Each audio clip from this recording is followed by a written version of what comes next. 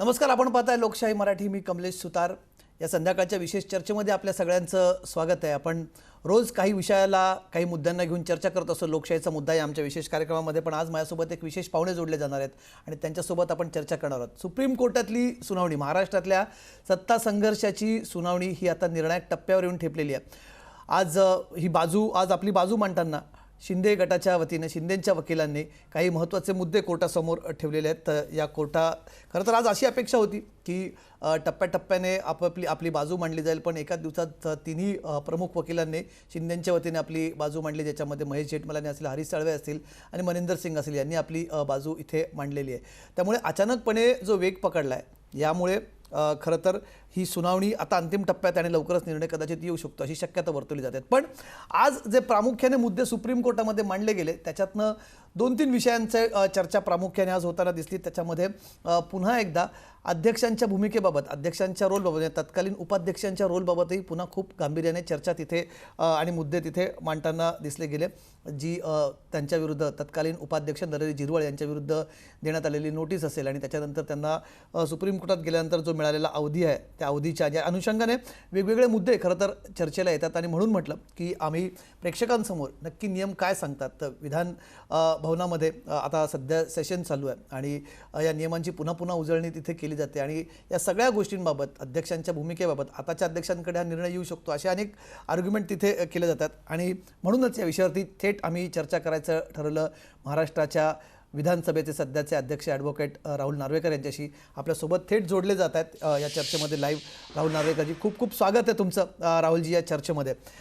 जसं मी म्हटलं, मला एक गोष्टीची कल्पना आहे आणि ती प्रेक्षकांना असावी चर्चेच्या सुरुवातीलाच, की आपण जसं सबज्युडिस म्हणतो, हा न्यायप्रविष्ट केस आहे, त्यामुळे फार अध्यक्ष त्याच्यावरती भाष्य करतील अशी आपण अपेक्षाही करणार नाही. पण तरीसुद्धा त्या अनुषंगाने काही कायदेशीर बाबी त्यांच्याकडनं समजून घेणं इथे गरजेचं आहे आणि म्हणून त्यांच्याशी आपण ही चर्चा करतोय. आणि आधीच कल्पना देऊन ठेवलेली बरी प्रेक्षकांना की हे काय आम्ही काउंटर क्वेश्चनिंग किंवा त्यांना आम्ही कुठल्या पिंजऱ्यात उभं करत नाही आहोत, पण त्यांच्याकडनं काही गोष्टींची आम्हाला माहिती हवी, जेणेकरून ही प्रोसेस जी आहे ती पण लोकांना समजावी.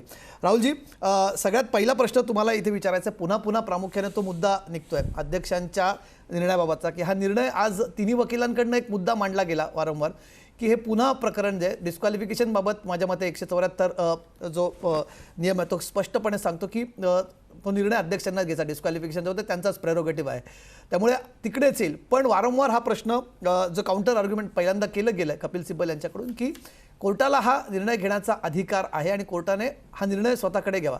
याच्याबाबत अजूनही ग्रे एरिया किंवा त्याच्याबद्दल क्लॅरिटी नाही आहे. तुम्ही कायद्याचे अभ्यासक म्हणून या विषयावरती काय सांगाल? नाही, सर्वप्रथम आपण जे म्हणालात की मॅटर सबज्युडिस आहे, त्यामुळे मॅटरच्या मेरिट्सवरती बोलू इच्छित नाही, परंतु कायद्यात ज्या तरतुदी आहेत आणि संविधानातल्या शेड्यूल 10 मधल्या तरतुदी असोत, आर्टिकल 174 मधल्या तरतुदी असोत किंवा disqualification of members on the grounds of defection असो, या नियमांबद्दल असोत, ह्या विषयाची माहिती मी निश्चितपणे आपल्या माध्यमातून प्रेक्षकांना देऊ इच्छितो. की बघा, आपल्या संविधानात एक्झिक्युटिव्ह म्हणजेच कार्यकारी मंडळ, लेजिस्लेचर म्हणजेच विधिमंडळ आणि ज्युडिशरी म्हणजे न्यायमंडळ, यांच्या जबाबदाऱ्या आणि यांचं कार्यक्षेत्र हे निश्चित केलं गेलं आहे आणि प्रत्येकाने आपापलं कार्यक्षेत्रात राहून काम करणं हे अपेक्षित आहे. आणि कुठेही यांच्यामध्ये एकमेकांवर सुप्रिटेंडन्सची पॉवर नाही आहे, तीनही समान आहेत आणि आपल्या कार्यक्षेत्रात राहून ते कार्य करत असतात. अशा परिस्थितीत डिस्क्वालिफिकेशनबद्दलचा जो निर्णय घ्यायचा आहे तो संविधानाच्या तरतुदीनुसार हा निश्चितपणे अधिकार आणि ज्युरिस्डिक्शन हे विधानसभा अध्यक्षांचं आहे. त्यामुळे माझं असं प्रामाणिक मत आहे आणि ठाम मत आहे की ज्युरिस्डिक्शन हे विधानसभा अध्यक्षांचं असल्यामुळे डिस्क्वालिफिकेशनवरचा निर्णय हा विधानसभा अध्यक्षच घेतील. हां, तो निर्णय घेतल्यानंतर जर का तो निर्णय एखाद्याला नियमबाह्य वाटत असेल किंवा घटनाबाह्य वाटत असेल तर निश्चितपणे आर्टिकल 226 प्रमाणे किंवा आर्टिकल 32च्या आधारावरती ते हायकोर्ट किंवा सुप्रीम कोर्टात याचिका दाखल करू शकतील. आणि जर का तो घेतलेला निर्णय नियमबाह्य असेल किंवा घटनाबाह्य असेल तर निश्चितपणे त्याच्यात सुप्रीम कोर्ट किंवा हायकोर्ट उचित निर्णय देऊ शकतील. पण जोपर्यंत अध्यक्ष निर्णयच घेत नाहीत तोपर्यंत असं समजणं की अध्यक्ष घेणारा निर्णय चुकीचाच असणार हे मला वाटतं कुठेतरी कायद्याच्या अनुसार नसेल. आणि म्हणूनच जोपर्यंत अध्यक्ष निर्णय घेत नाहीत तोपर्यंत मला वाटत नाही कोणतंही कोर्ट ह्याच्यात हस्तक्षेप करेल. मी बऱ्याचदा म्हणजे तुम्ही ही गोष्ट मी तुम्हाला पुन्हा एकदा म्हणजे क्लिअर करतो की मी तुमच्याशी इथे बऱ्याच गोष्टी तुम्ही स्वतः एक निष्णात वकील आहात, तुम्ही वकिलीचं शिक्षण घेतलं, तुम्ही काही वर्ष प्रॅक्टिस देखील केली, अजूनही तुम्ही त्याच्यामध्ये तुम्ही प्रॅक्टिस करत आहात. यामुळे हा मुद्दा तुमच्यासमोर मला जास्ती प्रकाशाने मांडायचा आहे. कारण एक आर्ग्युमेंट केलं गेलं होतं सुरुवातीला की सगळ्यात पहिले जी घटनाक्रम घडला होता, जी क्रॉनॉलॉजी होती, त्याच्यामध्ये आमदारांचं निघून जाणं आणि त्यांनी एक बैठकीला न येणं याच्यावरनं त्यांना नोटीस देण्यात आली. ती तत्कालीन उपाध्यक्षांकडे गेली. तत्कालीन उपाध्यक्षांनी त्याच्यावरती निर्णय घेण्याआधीच त्यांच्या विरुद्ध एक याचिका खरं तर तिथे दाखल करण्यात आली होती. तुम्ही मग अशी एक महत्त्वाचा मुद्दा इथे उपस्थित केला की तिन्ही या जे पिलर्स आहेत डेमोक्रेसीचे यांना कोणावरही एकमेकांबद्दल सुपरसिडनचे पॉवर दिलेले नाही आहेत. पण तरीसुद्धा तो निर्णय न घेतल्यामुळे आणि हा मधला काळ जो गेला त्याच्यामुळे त्यांना एक मधला लेव्हरेज मिळाला, त्यांना वेळ मिळाला, त्याच्यामध्येच अनेक घटना घडल्या. त्यामुळे हे कन्फ्युजन आहे. नियम काय सांगतात अशा वेळेस जेव्हा निर्णय घेतला जात नाही किंवा त्यांच्याविरुद्ध ती पेंडिंग कारवाईबद्दल त्यांनाही आक्षेप खरं तर घेतला गेला होता, त्याच्याकडे मी नंतर येईन कदाचित, पण त्याच्याबद्दलच आर्ग्युमेंट केलं जात आहे जास्ती करून. त्यामुळे इथे ग्रे एरिया नक्की आहे की त्याच्याबाबत कॉन्स्टिट्यूशन एकदम क्लिअर आहे? नाही, मला वाटतं जर घटनाक्रम आपण बघितला तर सर्वप्रथम ज्या वेळेला डिस्क्वालिफिकेशन पिटिशन याचिका तत्कालीन प्रिसाइडिंग ऑफिसरांकडे म्हणजेच तत्कालीन त्यावेळेला मला वाटतं उपाध्यक्षांकडे अध्यक्षांचा कार्यभार होता. त्यामुळे त्यांच्याकडे ज्या वेळेला या याचिका दाखल केल्या गेल्या त्यानंतर मला वाटतं त्यांनी नियमानुसार खरं तर 7 दिवसाची नोटीस द्यायची गरज आहे. 7 दिवसाची नोटीस देऊन ज्यांच्या विरुद्ध याचिका असेल त्यांना आपलं म्हणणं मांडायची आपण संधी देतो. तशा तरतुदी आहेत, कायदेशीर तरतुदी. परंतु काही कारणास्तव त्या 2 दिवसाची नोटीस दिली गेली आणि ती 2 दिवसाची नोटीस दिल्यानंतर ती याचिका त्या संदर्भातली सुप्रीम कोर्टातही दाखल झालेली आणि त्याच दरम्यान विधानसभाचे जे उपाध्यक्ष होते त्यांच्या विरुद्धही अविश्वास ठराव मांडण्यात आलेला, अविश्वास ठरावाची नोटीस देण्यात आलेली आणि त्यामुळे एकूण असा युक्तिवाद केला गेलेला की ज्या वेळेला उपाध्यक्षांवरती अविश्वासाचा ठराव आहे त्यावेळेला त्यांनी ह्या विषयातला निर्णय डिस्क्वालिफिकेशनवरचा निर्णय घेणं हे अनुचित राहील आणि अशी ही सगळी पार्श्वभूमी होती. त्यात मला वाटतं त्यानंतर सुप्रीम कोर्टाने असाही निर्णय दिलेला की एकूण सुनावणी झाल्यानंतरच उपाध्यक्षांनी तोपर्यंत त्यांना रिप्लाय फाईल करण्याचा योग्य वेळ देणं अपेक्षित आहे वगैरे. तर तसं असताना कुठेही कायद्याचं उल्लंघन झालेल्या सुप्रीम कोर्टाच्या ऑर्डरमधनं असं मला तरी वाटत नाही. आणि एकूण सुप्रीम कोर्टाच्या समोर जी तत्कालीन परिस्थिती होती, बॅलन्स ऑफ कन्व्हिनियन्स जो होता, या सगळ्याचा विचार करून सुप्रीम कोर्टाने उचित निर्णय घेतलेला आहे. आणि असं असताना मला वाटतं आत्ता जो मुद्दा सुप्रीम कोर्टासमोर आहे त्याच्यात अनेक मुद्दे उचलले जात आहेत. जसं एक नेमकी सुनावणी कोणी करावी, सुनावणी कोणासमोर व्हावी, त्यात सुप्रीम कोर्टाने स्वतःच या विषयातला निर्णय द्यावा का, आणि त्यामुळे ह्या सगळ्या शेड्यूल 10चं नेमकं इंटरप्रिटेशन काय आहे, या सगळ्या विषयांवरती आता मला वाटतं कोर्टात युक्तिवाद होत आहेत. आणि सुप्रीम कोर्ट निश्चितपणे या विषयात कायद्याचं संपूर्ण ॲनालिसिस करून बरोबर इंटरप्रिटेशन करून निर्णयावरती येईल. आणि आपली जी पार्लमेंटरी डेमोक्रेसी आहे ह्याचा जर आपण संपूर्ण अभ्यास केला तर ही सिस्टम इव्हॉल्विंग सिस्टम आहे. आणि आपण जर बघितलं तर 20 वर्षापूर्वी असणारा अँटी डिफेक्शनचा जो कायदा होता तो पूर्वी जो होता आणि आज जो आहे ह्यात बराच फरक दिसतो. तो सुधारित कायदा आहे, तो अजून मजबूत बनलेला कायदा आहे, तो अजून वॉटरटाईट बनलेला कायदा आहे. आणि त्यामुळे हा इव्हॉल्विंग कायदा असल्यामुळे जेव्हा जेव्हा असे पेच प्रसंग समोर येतात तेव्हा त्यातून कायद्यात योग्य ते इंटरप्रिटेशन प्राप्त होऊन त्यात योग्य त्या तरतुदी आणून हा कायदा अजून मजबूत केला जातो. आणि म्हणूनच अशा या इव्हॉल्विंग कायद्यातनं निश्चितपणे सुधारणा होताना आपल्याला दिसत राहील. तर तुम्ही आता या घटनेच्या 10व्या सूचीचा इथे उल्लेख केला आहे, 10th शेड्यूलचा. कसं आहे, जो कायदा मुळात होता तो पक्षांतर बंदीला, जे घाऊक पक्षांतर बंदी व्हायची, होलसेलमध्ये त्यांना आमदारांची जी खरेदी विक्रीचे आरोप केले जायचे, घोडा बाजार ज्याला आपण म्हणतो, हॉर्स ट्रेडिंगचा नेहमी विषय निघायचा, त्याला कुठेतरी आळा घालण्यासाठी या कायद्याची तरतूद आहे. त्यामुळे तो कायदा लेटर अँड स्पिरिटमध्ये तिथे पाळला जाणं तिथे खरं तर गरजेचं आहे. दोन्ही गोष्टी आहेत, आपण बघतो कायद्याचे विद्यार्थी म्हणून. पण कुठेतरी कायद्यातल्या ज्या तरतुदी असतात त्याच्यामध्ये काही ग्रे एरियाज आहेत किंवा काही लूपहोल्स, आपण काही लेक्युने आहेत, त्याचा कुठेतरी फायदा वारंवार घेतला जातो. त्यामुळे याही केसमध्ये हा मुद्दा वारंवार उपस्थित केला गेला आहे दोन्ही बाजूने. एकीकडनं ते बरोबर आहे असं सांगण्यात येत होतं, तर दुसरीकडे त्याचा कुठेतरी उपयोग केला जातोय असं म्हटलं गेलं. तुम्हाला काय वाटतं? तुम्ही 10th शेड्यूलला बद्दल तुम्ही आता मगाशी तुमचं मत व्यक्त केलं की त्याला अधिक ताकदवान करणं गरजेचं आहे. तुम्ही काय म्हणताय नार्वेकरजी?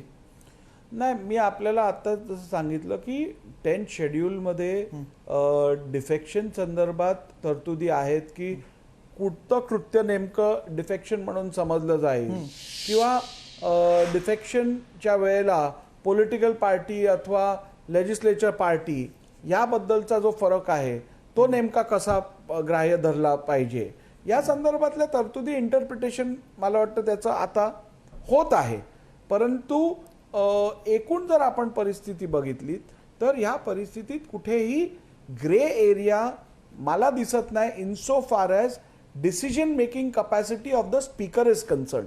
म्हणजेच माझ्या ध्यानात ही गोष्ट अत्यंत स्पष्ट आहे की संविधानामधल्या तरतुदीनुसार अध्यक्षांकडे संपूर्ण निर्णय घ्यायचे अधिकार आहेत आणि त्यामुळे जोपर्यंत असा निर्णय अध्यक्ष घेत नाहीत तोपर्यंत कुठचीही दुसरी अथॉरिटी या विषयातला निर्णय घेण्यासाठी सक्षम नाहीये.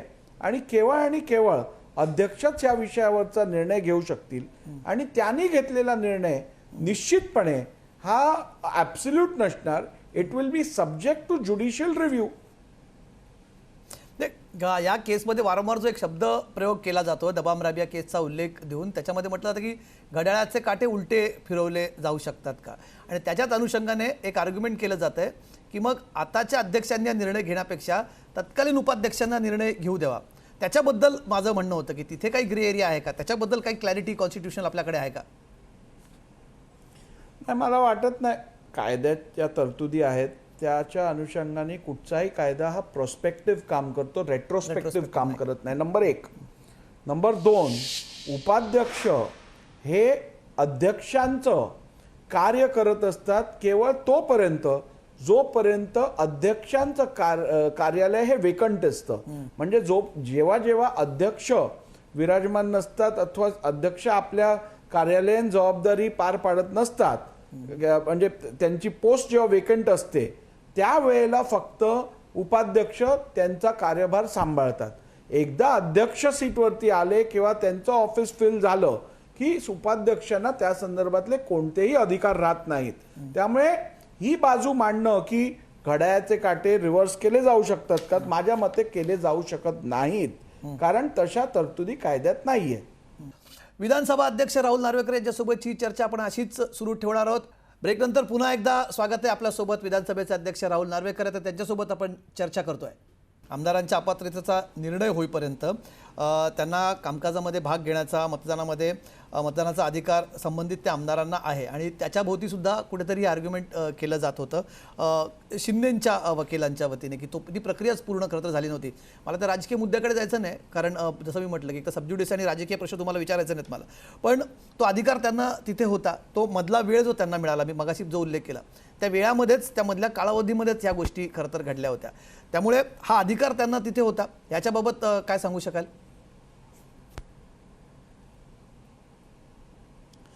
नाही, हे बघा, ज्या काय घटनाक्रमात गोष्टी घडल्या त्या योग्य आहेत की चुकीच्या आहेत हे आपण तेव्हा ठरवू शकतो जेव्हा आपण हे दाखवू शकू की जे घडलंय ते नियमबाह्य घडलंय.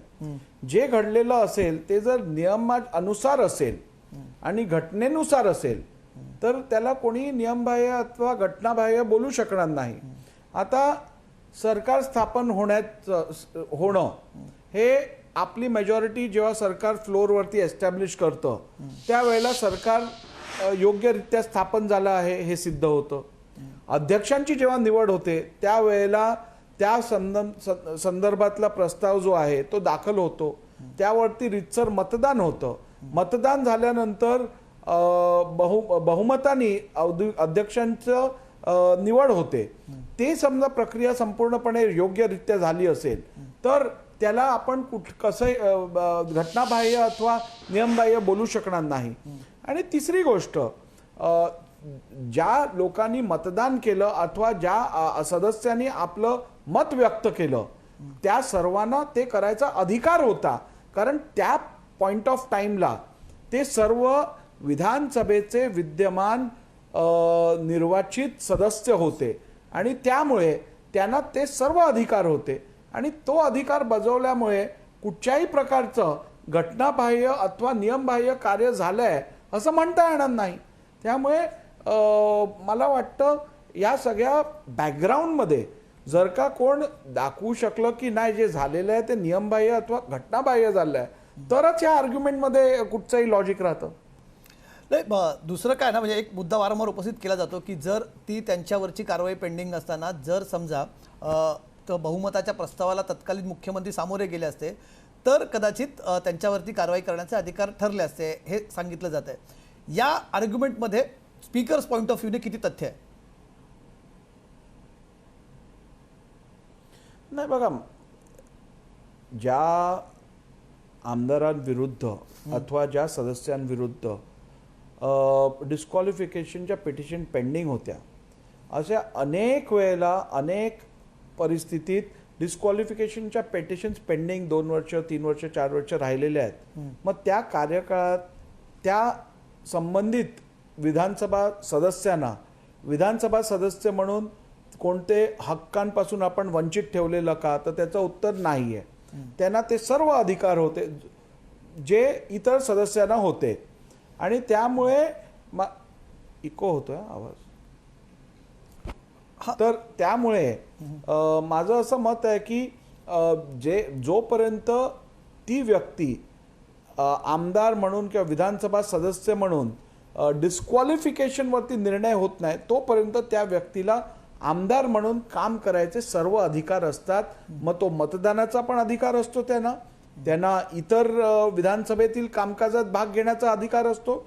त्यामुळे तुम्ही जे आता आर्ग्युमेंट बद्दल माहिती विचारलीत तर माझं त्याच्यावर उत्तर स्पष्ट आहे की जोपर्यंत त्यांना कुठच्याही कॉम्पिटंट अथॉरिटीनी डिस्क्वालिफाय केलं नाहीये तोपर्यंत ते सर्व आमदार म्हणून कार्यरत राहू शकतात. नाही, माझा प्रश्न होता की जर तत्कालीन मुख्यमंत्री जर बहुमताच्या प्रस्तावाला सामोरे गेले असते तर त्या केसमध्ये तुमचा स्पीकर्स पॉइंट ऑफ व्ह्यू काय सांगतो की तिथे त्या जे आर्ग्युमेंट दिलं जात आहे सध्या शिंदेंकडून की तसं झालं असतं तर कदाचित त्यांच्या डिस्क्वालिफिकेशनच्या विरुद्ध आणखी फर्म ग्राउंड तयार झालं असतं.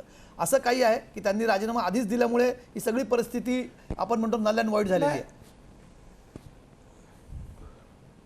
नाही, जर आर्ग्युमेंट हे असेल की सरकार कोसळलं कारण डिस्क्वालिफाईड किंवा डिस्क्वालिफिकेशन ज्या आमदारांच्या विरुद्ध होतं त्यांच्यामुळे त्या कारणास तो सरकार टिकलं नाही, तर मला वाटतं या आर्ग्युमेंटमध्ये तथ्य नाहीये. कारण कोणत्याही प्रकारची तत्कालीन सरकारने कोणत्याही प्रकारची फ्लोर टेस्ट घेतली नव्हती. त्यांनी मुख्यमंत्र्यांनी आपला राजीनामा हा राज्यपालांकडे दिलेला आणि त्यामुळे त्यासाठी कारणं काही असू शकतात. कारण वैयक्तिक असू शकतं, कारण राजकीय असू शकतं, कारण इच्छाशक्तीचं असू शकतं. त्यामुळे नेमकं कारण काय आहे हे सांगणं अवघड आहे. ते केवळ राज्यपालांना जे पत्र दिलेलं आहे त्याच्यात जर उल्लेख झाला असेल तर आपण सांगू शकतो. पण in the absence of any floor test if the government is dislodged किंवा if the government if the chief minister resigns, तर मला वाटत नाही त्याचं कारण आपण राजकीय अथवा फ्लोअरवरच्या परिस्थितीला देऊ शकतो. त्यांचं म्हणणं आहे की मुळात मुख्यमंत्र्यांचा राजीनामा आणि सबसिक्वेंटली सरकार पडणं हा त्या आधीच्या कृतीचा भाग होता. त्या कृतीमुळेच ही कृती उद्भवली. म्हणजे त्यांच्या आधीच्या निघून जाण्याने किंवा त्यांनी पक्षांतर्गत बंड करणे किंवा उठाव करणे त्याच्यामुळे ही परिस्थिती उद्भवली होती. अशा केसमध्ये सभागृहाचे तिथे तुम्ही अध्यक्ष म्हणून किंवा तत्कालीन उपाध्यक्ष म्हणून त्यांना तिथे पॉवर्स काय असतात? त्यांना हे आयडेंटिफाय करण्याचे तिथे पॉवर्स आहेत? नाही, मला वाटतं सरकार, मी आपल्या आत्ताच सांगितलं तसं, सरकार कोसळतं किंवा सरकार पडतं हे केव्हा? जेव्हा फ्लोअरवरती त्यांच्याकडे बहुमत नसतं तेव्हा, किंवा कुठच्याही कारणास्तव मुख्यमंत्र्यांनी राजीनामा दिला तर. आता फ्लोर टेस्ट झाली नव्हती, त्यामुळे आमदारांनी विरोधात गेल्यामुळे सरकार कोसळलं असं म्हणणं अशक्य आहे. कारण ते केवळ आणि केवळ सभागृहातच त्या विषयातला निर्णय होऊ शकतो. आता त्या व्यतिरिक्त जर का मुख्यमंत्र्यांनी राजीनामा दिला असेल तर नेमका कोणत्या कारणासाठी राजीनामा दिलं हे कोण सांगू शकणार आणि कसं सांगू शकणार? त्यामुळे ते सगळं अझम्पशन आणि प्रिझम्पशन आहे, ते फॅक्च्युअल नाहीये. आज दुसरा एक मुद्दा जो उपस्थित केला गेला होता ज्याचा मगाशी तुम्ही उल्लेख केला होता की विधिमंडळ पक्ष आणि राजकीय पक्षाचा उल्लेख तुमच्या बोलण्यात मगाशी झाला होता. आर्ग्युमेंट हेही केलं गेलं की ते दोघं एकमेकांपासून खरं तर वेगळे करता येत नाही आणि कुठल्याही पक्षामध्ये परस्पर विरोध असणं किंवा डेमोक्रॅटिकली मतं मांडणं हा त्या पक्षामध्ये अधिकार दिलेला आहे. हे कौल यांनी आज खरं तर हा मुद्दा मांडला होता. त्यांचा मुद्दा एवढाच होता की जो वेगळा झालेला गट आहे किंवा जो वेगळा झालेला जो ग्रुप होता तोच खरा आहे आणि त्याला आता मधल्या काळामध्ये निवडणूक आयोगाने देखील मान्यता दिलेली आहे. त्यांचं पुढे म्हणणं एवढंच होतं याच्यामध्ये की केवळ एका बैठकीला तुम्ही गैरहजर राहिलात म्हणून तुम्हाला नोटीस देता येत नाही, एक, आणि दुसरी गोष्ट 2च दिवसांची तुम्हाला नोटीस दिली गेली. याच्यामध्ये डिटर्मिनिंग फॅक्टर काय असतो? कारण इथे सिच्युएशन खूप म्हणजे तुम्हाला नोटीस दिली गेली पाहिजे किंवा तुम्ही एकाच बैठकीला आला नाहीत, पण तो वेळ जो होता. सर्वात पहिला प्रश्न हा आहे की ह्याच्यातला गट वेगळा झालं हे कोण ठरवणार? दोन्ही गट, आज विधिमंडळ गट जो आहे त्यातल्या कोणीच माझ्याकडे असं रेप्रेझेंटेशन दिलेलं नाहीये की आम्हाला वेगळा गट म्हणून समजा. त्यामुळे आजच्या परिस्थितीत नेमकं कोण वेगळं झालंय हे सांगणं अत्यंत अवघड आहे. कारण तसं कोणतंही रेप्रेझेंटेशन माझ्याकडे आलेलं नाहीये. विधिमंडळ गटातील एखाद्या फ्रॅक्शननी किंवा एखाद्या विशिष्ट गटानी असं मागणीच केली नाहीये की आम्हाला वेगळा गट म्हणून ओळखण्यात यावं. हे खूप क्लासिक केस आहे नाही का? म्हणजे एकाच सभागृहामध्ये 2 शिवसेना आहेत, दोघंही म्हणत नाहीत की आम्ही शिवसेना की आम्ही वेगळे झालेलो आहोत, आणि एकाच विरोधी पक्षात एकच पक्ष आणि समोरही सत्तेतही तोच पक्ष. ही खूप क्लासिक केस आहे. नाही, मी आपल्याला सांगितलं तसं की आपल्या पार्लमेंटरी डेमोक्रेसी सिस्टममध्ये असे अनेक नवीन परिस्थिती उद्भवतात आणि ह्या परिस्थितीतूनच आपण कायद्याचा विकास करतो, नवीन कायदे आणतो, परिस्थितीचा अनुभव घेऊन त्या संदर्भातल्या तरतुदी करतो, त्या कायद्याचं इंटरप्रिटेशन करतो, आणि म्हणून हे इव्हॉल्विंग सिस्टम आहे. आणि I think in every adversity there is an opportunity and this is a good opportunity for legislative practices to be incorporated आणि कायद्यामध्ये योग्यरित्या नवीन प्रोव्हिजन इंट्रोड्यूस करून कायद्याला अजून मजबूत करण्यासाठी, लोकशाही आणि संसदीय लोकशाही मजबूत करण्यासाठी. अध्यक्षांना खूप डिस्क्रिशनरी पॉवर्स असतात त्यांच्याकडे स्वतःकडे. जसं कोर्टाकडे काही गोष्टींची स्वमोटो दखल घेण्याची हे असते, तसं तुम्ही अध्यक्षांकडे अशा काही अधिकार आहेत का नक्की की तुम्ही विचारणा करू शकतात की तुमच्यापैकी नक्की कुठला पक्ष आहे किंवा कुठला गट आहे? तुमच्याकडे रिप्रेझेंटेशन भले समोरून देणार नाहीत कारण दोघांची साठी ती अडचणीची बाब ठरू शकते, पण तुम्ही ही घेऊ शकता जर तुमच्याकडे येणार नसेल कोणी तर? तशी परिस्थिती उद्भवली तर विचारू, पण तशी काय परिस्थिती उद्भवलेली मला वाटत नाही. कारण सध्या तेच म्हटलं की परिस्थिती अशीच आहे की सत्ताधारी पण एकच पक्ष आणि विरोधात एकच पक्ष आहे. पण अशा केसमध्ये तुमचं कन्फ्युजन जर होणार असेल उद्या तर तुम्ही विचारणार आहात का प्रश्न? नाही, तसं महाराष्ट्र विधानसभेचा मी अध्यक्ष आहे. महाराष्ट्र विधानसभेची राजकीय गट अथवा राजकीय पक्ष, विधिमंडळ पक्ष यांची संख्या आणि यांची माहिती माझ्याजवळ आहे आणि त्या माहितीच्या अनुषंगाने आत्तापर्यंत कोणीही तशी मागणी केली नसल्यामुळे मी स्वतःहून विचारायचा कुठचाही प्रश्न उद्भवत नाही. दुसरा एक मुद्दा मला त्या नोटिशीकडे परत जायचा. त्या नोटिशी संदर्भात मला 2 प्रश्न आहेत. एक तर सुरुवातीच्या काळात जे आर्ग्युमेंट केलं गेलं होतं की त्या तत्कालीन उपाध्यक्षांच्या विरोधात जी अविश्वासाचा प्रस्ताव आणला गेला होता तो एक मोटिव्ह ठेवून दिला गेला होता, असा आर्ग्युमेंट केला गेला होता की पुढे काय होणार आहे. जसं म्हणजे आर्ग्युमेंट कपिल सिब्बल यांचं होतं की जसं चेसमध्ये पुढचा काय चाल खेळणार आहे त्याच्या अनुषंगाने आपली आधीची चाल ठरवली जाते, तर तसा विचार करून हा जो त्यांच्या विरोधाचा अविश्वास प्रस्ताव आहे तो आणला गेला होता. खरं तर त्याच्याबद्दलही तिथे सुरुवातीला आक्षेप घेतला गेला की ते एक अनरजिस्टर्ड ईमेलवरनं आला होता वगैरे वगैरे. पण तरीसुद्धा याच्यामध्ये ही प्रोव्हिजन कायद्यामध्ये आहे का की नियम काय सांगतो की तुम्ही स्पेसिफिक टाईम फ्रेममध्ये दिली पाहिजे, काय तर रजिस्टर्ड ईमेलकडनं दिली गेली पाहिजे वगैरे, असा त्याच्यात प्रोव्हिजन आहे?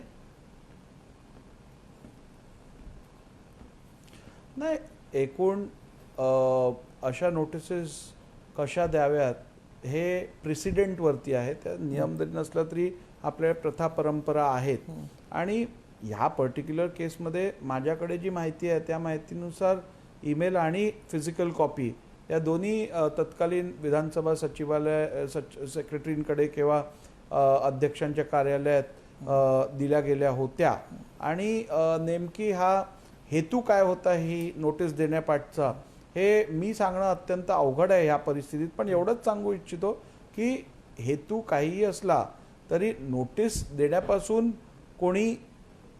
कोणाला थांबवू शकत नाही, तो त्यांचा अधिकार आहे. जर का त्यांना विश्वास गमावलाय असं वाटत असेल अध्यक्षांनी, तसं बघायला गेलं तर सध्या म्हणजे जेव्हा माझी विधानसभा अध्यक्ष म्हणून निवड झाली तेव्हा मला वाटतं साधारण 12 वाजता माझी निवड झाली आणि 12 वाजून 2 मिनिटांनी अविश्वास ठराव आणला गेलेला. त्यामुळे 2 मिनिटात कुठच्या अध्यक्षांनी आपला विश्वास गमावलाय असं उदाहरण माझ्याकडे तरी लक्षात नाहीये. त्यामुळे हेतू काय होता नव्हता याबद्दल काय विशेष बोलायची गरज नाही. कारण तो तेव्हा एकदाच नाही, माझ्या मते if I am not wrong Nagpur अधिवेशनातही तसाच एक प्रस्ताव आणण्याचा प्रयत्न झाला होता. हो, त्यामुळे तो अधिकार आहे प्रत्येक सदस्याचा, त्यामुळे त्याच्या पाठच्या हेतूवरती जाण्यात काय अर्थच नाहीये. पण तो मोटिव्ह कसा आपण डिफाईन करणार की त्यांचं जसं म्हणणं होतं की याच्या मागे मोटिव्ह जो होता तो पुढच्या राजकीय खेळीचा मोटिव्ह होता. तर या सगळ्या गोष्टी करताना म्हणजे एक ठिकाणी कायदा पण असतो, दुसरीकडे कायद्याचं इंटरप्रिटेशन पण असतं. त्यामुळे इंटरप्रिट करताना आपण त्याच्या कायद्याचा जो गाभा आहे त्याच्याकडे आपण जनरली जास्त लक्ष देत असतो.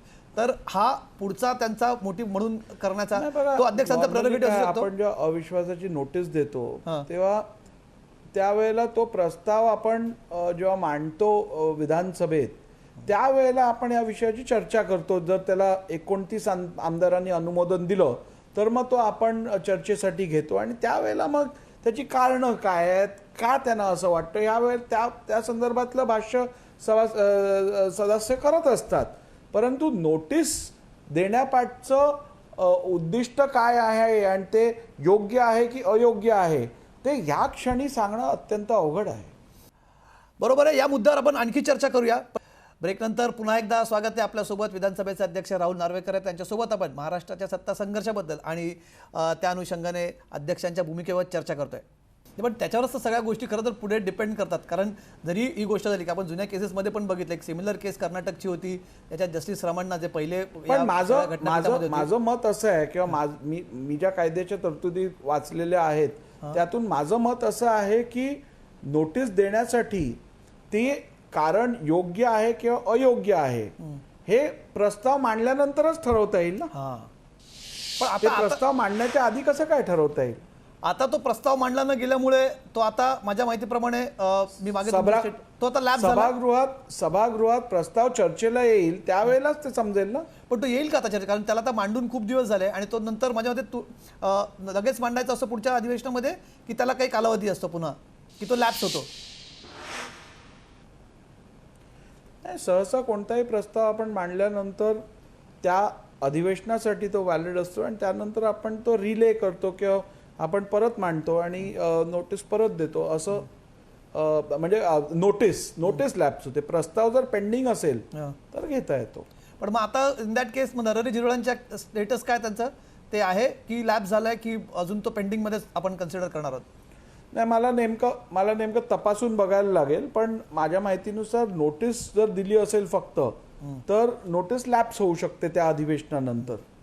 एक जाता पण जाता तुम्हाला त्यानंतर परत नोटीस इश्यू झाली आहे का, आली आहे की नाही, हे सगळे फॅक्ट्स बघायला लागतील. तेवढं काय मी अजून पाहिलं नाहीये. दोन मला प्रश्न, म्हणजे एक मला तुम्हाला टेक्निकली मला याचा मुद्दा विचारल्यानंतर मला तुम्हाला एक राजकीय प्रश्न वेगळा विचारायचा आहे, ज्यातनं तुम्हाला तुमच्या भूमिकेबद्दल जी मागे विरोधक चर्चा करतात. पण त्याच्या आधी एक जो सुप्रीम कोर्टाने मधल्या काळात जो त्यांना रिलीफ दिला होता, त्या रिलीफमध्ये एक प्रश्न वारंवार एक सांगण्यात येत आहे आता, की जो सुप्रीम कोर्टाचा रिलीफ होता तो subject to the final verdict होता. त्यामुळे फायनल वर्डिक्टला सुप्रीम कोर्टाने अध्यक्षांकडे देण्याची गरज नाही, सुप्रीम कोर्ट फक्त आपल्याच निर्णयाला मागे फिरवायचं आहे, असं एक आर्ग्युमेंट दिलं जात आहे. आता याच्यातून एक प्रश्न हा निर्माण होऊ शकतो की पुन्हा जो आपला जुना स्ट्रगल मानला जातो की जो नेहमी आपण चर्चेला घेत असतो की सुप्रीम ज्युडिशरी इंटरव्हीन करू शकतं का लेजिस्लेचरमध्ये, किंवा त्यांनी तो ऑर्डर देऊ शकतात का, त्या वादाला पुन्हा नव्याने सुरुवात होऊ शकते. पण पहिला हा मुद्दा की subject to the final verdict असं जेव्हा म्हणतो तेव्हा किती मर्यादा येऊ शकतात विधिमंडळावरती? नाही, पण वर्डिक्ट कशावरती हा प्रश्न आहे ना. परत कुठलाही वर्डिक्ट जर का वर्डिक्ट कोणत्या वर्डिक्टवरती? आता ज्या प्रकरणाचा निर्णय आला कारण मूळ याची काही डिस्क्वालिफिकेशन, बरोबर आहे तुमचं म्हणणं, डिस्क्वालिफिकेशनचा मुद्दा सगळ्यात पहिले येतो. तर त्याच्यावरती दोन्ही प्रकार आहे की जर त्यांचं डिस्क्वालिफिकेशन झालं नाही तर अर्थात तो प्रश्न येणार नाही, पण झालं तर किंवा नाही झालं तरी पण नाही झालं तर किंवा नाही झालं तर. कारण माझं मत तर असं आहे की डिस्क्वालिफिकेशनचा निर्णय जर अध्यक्षांना घ्यायचा आहे तर तो निर्णय कोर्टात होईल असं मला वाटत नाही. आणि मग तो जर निर्णय कोर्टात होत नसेल तर मी आपल्याला ह्यापूर्वीच सांगितलं की जोपर्यंत डिस्क्वालिफिकेशन होत नाही तोपर्यंत त्या आमदारांना सगळे अधिकार आहेत जे इतर आमदारांना आहेत. मग त्यांच्याकडे ते सगळे अधिकार जर असतील आणि ते अधिकार बजावून त्यांनी जर काही कृत्य केलं असेल किंवा मतदान केलं असेल किंवा सहभाग घेतला असेल विधिमंडळाच्या कामकाजात, तर मग ते कसं काय घटनाबाह्य किंवा नियमबाह्य म्हटलं जाईल? त्या सरकारवरच जो प्रश्न उपस्थित केला होता तो सुद्धा निकाली निघू शकतो की वारंवार एक आरोप केला जातो पॉलिटिकली, खरं तर घटनाबाह्य सरकार आहे किंवा घटनाबाह्य पद्धतीने नियुक्त्या सगळ्या केल्या गेल्या आहेत, त्याच्याबद्दलचा प्रश्न निकाली निघू शकतो. नाही, मला वाटतं कोणतंही सरकार ज्यांनी आपली मेजॉरिटी फ्लोर ऑफ द हाऊसवरती एस्टॅब्लिश केली आहे आणि ज्यांनी ते एस्टॅब्लिश करून सरकार स्थापन जे झालेलं आहे त्याला घटनाबाह्य म्हणणं, मला वाटतं हे कुठेतरी घटनेला दिलेल्या तरतुदींबरोबर आपण कॉम्प्रोमाइज केल्यासारखं आहे. आणि तसं कुठच्याही रिस्पॉन्सिबल सिटिझन जो डेमोक्रेसीमध्ये विश्वास ठेवतो, घटनेवरती विश्वास ठेवतो, त्यांनी असं म्हणणं थोडंसं चुकीचं ठरेल. आणि म्हणून माझं मत थोडं वेगळं आहे. एक मला प्रश्न तुम्हाला, म्हणजे एक कायद्याचा अभ्यासक म्हणून सुद्धा हा प्रश्न विचारायचा की गेल्या वर्षीच खरं तर मार्चमध्येच माझ्या मते कोर्टामध्ये सुनावणी सुरू असताना पहिल्यांदाच अनप्रेसिडेंटेड अशी घटना होती. तेव्हा स्वतः विधान परिषदेचे सभापती रामराजे नाईक निंबाळकर, उपसभापती नीलम गोरे आणि तत्कालीन उपाध्यक्ष नरहरी झिरोळे यांनी एक पत्रकार परिषद घेतली होती. हे कदाचित माझ्या ऐकण्यात तरी नसावं, correct me if I am wrong, पहिल्यांदा त्यांनी पत्रकार परिषद घेतली होती विधानभवनाच्या प्रांगणात आणि सांगितलं की कोर्टाने एकदा क्लिअर करावं की असे कुठले जागा आहेत की जिथे ते आम्हाला ऑर्डर्स देऊ शकतात. माझ्या मते तो आमदारांच्या डिस्क्वालिफिकेशनच्या निर्णयावरनं त्यांची पत्रकार परिषद होती. तर कुठले असे एरियाज आहेत जिथे कोर्ट आम्हाला डायरेक्शन देऊ शकतं किंवा आम्ही डायरेक्शन्स घ्यावे, एकदाच ते क्लॅरिटी यावी. कारण वारंवार जो हा स्ट्रगल होतोय की कोण कोणाला सुपरसीड करेल तो कायमचा मिटेल. वारंवार ज्या गोष्टी आहेत विधानमंडळातल्या आपण बघतोय की कोर्टाकडे जात आहेत, अनेक ठिकाणच्या गेल्या काही वर्षांमध्ये हा प्रकार वाढलेला आहे. तर याला कुठेतरी आळा बसावा की तिघांनाही आपली सँक्टिटी तिघांची मेंटेन राहावी, प्रत्येकाला आपली जी कार्यकक्ष आहेत तिथे फर्मली काम करता यावं. यासाठी हा निर्णय खूप महत्त्वाचा ठरू शकेल. मला वाटतं तिघांचंही ज्युरिस्डिक्शन, एक्झिक्युटिव्ह, लेजिस्लेचर आणि ज्युडिशरी, हे संविधानाने दिलेलं आहे.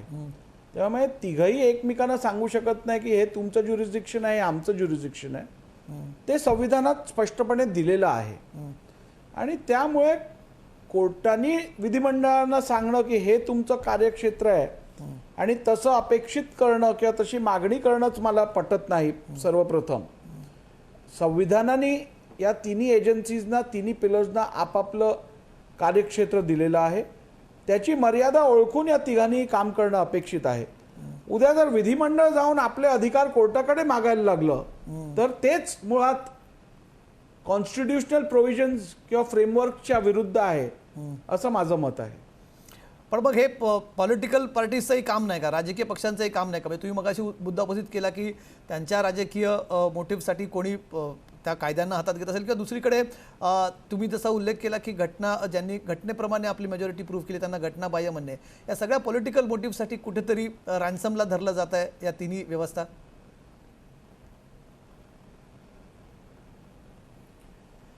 नाही, मला वाटतं रॅन्समला धरण्याचा काय प्रश्न येत नाही. आपल्या या तिन्ही व्यवस्था ज्या आहेत, एक्झिक्युटिव्ह, ज्युडिशरी आणि लेजिस्लेचर, या सॉव्हरेन बॉडीज आहेत, ह्यांना आपले अधिकार माहिती आहेत आणि रिस्पॉन्सिबल बॉडीज आहेत. या तिन्ही कॉन्स्टिट्युशनल बॉडीज अत्यंत रिस्पॉन्सिबल बॉडीज आहेत आणि त्यामुळे यांना कोण रॅन्समला पकडू शकेल असं मला वाटत नाही. नाही, पण अशा प्रकारचं बिहेवियर जे असं पॉलिटिकल मोरॅलिटीचा प्रश्न जिथे येतो तिथे त्या सगळ्याच पक्षांनी सगळ्यांचंच कर्तव्य आहे.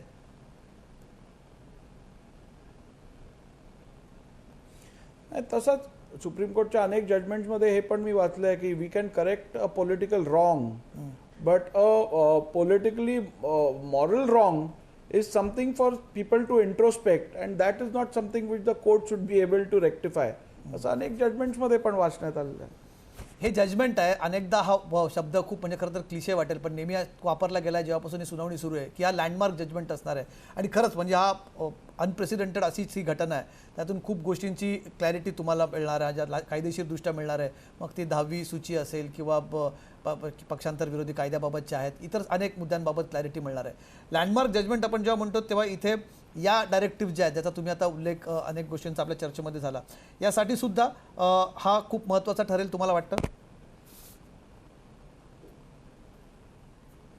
नाही, निश्चितपणे प्रत्येक जजमेंट याच्यावरती ज्याच्यातनं नवीन कायदा घडू शकेल या लँडमार्क जजमेंट्स असतात. आणि मी आपल्याला मगाशी सांगितलं तसं की आपल्या पार्लमेंटरी डेमोक्रेसी ही इव्हॉल्विंग आहे, ही परिस्थितीनुसार अजून सुधार त्यात होत असतो. आणि निश्चितपणे ही परिस्थिती आज जी आपल्याला दिसते ती थोडी वेगळी आहे. यापूर्वी अगदी अशी परिस्थिती बऱ्याच वर्षात दिसून आली नव्हती आणि त्यामुळे निश्चितपणे एक ह्या विषयाचं इंटरप्रिटेशन हे पुढच्या भविष्यातल्या केसेससाठी एक लँडमार्कच होईल. जाता जाता एक तुम्हाला प्रश्न विचारायचा आहे मला. गेल्या अधिवेशनामध्ये आपण बघितलं की बऱ्याचदा सत्ताधाऱ्यांच्या विरोधात पक्ष तिकडे आक्रमक होतच होते नागपूरच्या अधिवेशनामध्ये, पण तुमच्यावरती देखील त्यांचं विशेष प्रेम जास्त दिसून येत होतं. तर तेव्हा जयंत पाटलांचं निलंबन झाल्यानंतर सुद्धा यावेळेसचं अधिवेशन त्या मनाने बरं चाललंय म्हणायचं?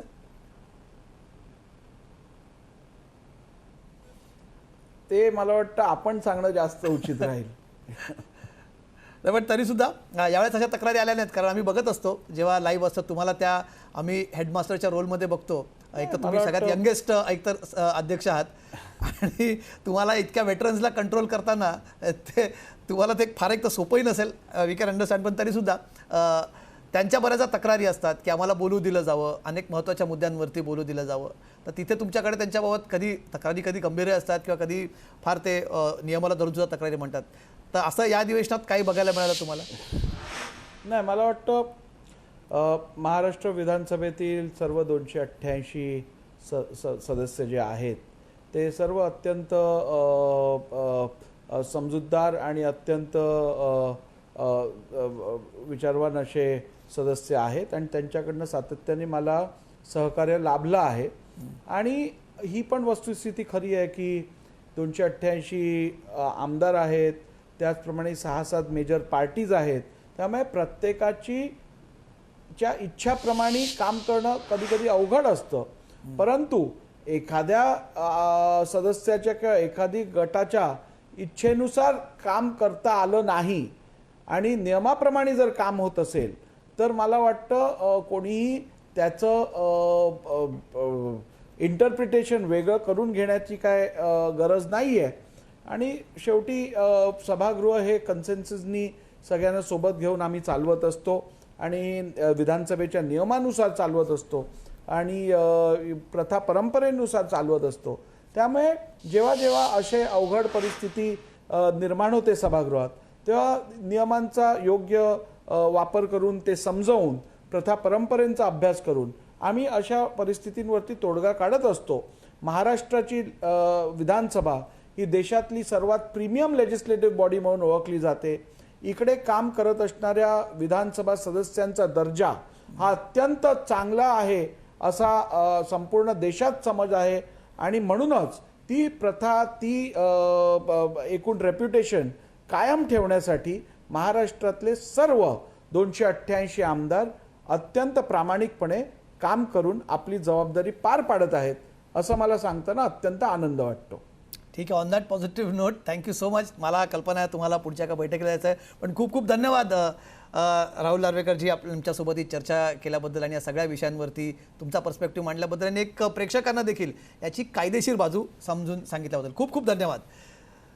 तर महाराष्ट्राचा राजकीय सत्ता संघर्ष जो सुप्रीम कोर्टात सुरू आहे तो असं म्हटलं जातं आहे की ज्या प्रकारे सुनावणी ज्या वेगाने सुरू आहे तो एका निर्णायक टप्प्यावर येऊन ठेपला आणि या सगळ्यांमध्ये अध्यक्षांच्या भूमिकेवर आता हा पुन्हा निर्णय अध्यक्षांकडे दिला जाईल. अध्यक्षांच्या कोर्टात चेंडू टोलावला जाईल की पुढे कसा त्यांच्याबाबत ही भूमिका राहील. अनेक गोष्टींचं खरं तर उत्सुकता फक्त महाराष्ट्रातल्या जनतेलाच नाही तर देशातल्या अनेक राजकीय पक्षांना आणि देशातल्या प्रत्येक राजकारणाला फॉलो करणाऱ्या व्यक्तीला आणि या सगळ्या बातम्यांवरती आमची नजर असणार आहे. लोकशाहीवर याबाबतचे सगळे अपडेट्स तुम्हाला बघायला मिळतील. लोकशाहीचा मुद्द्यामध्ये उद्या पुन्हा भेटूया नवीन मुद्द्यासह किंवा नवीन पाहुण्यांसह चर्चा करण्यासाठी आणि विश्लेषण करण्यासाठी. बघत राहा लोकशाही मराठी. लोकशाही मराठी ऐका, पहा, जागरूक रहा.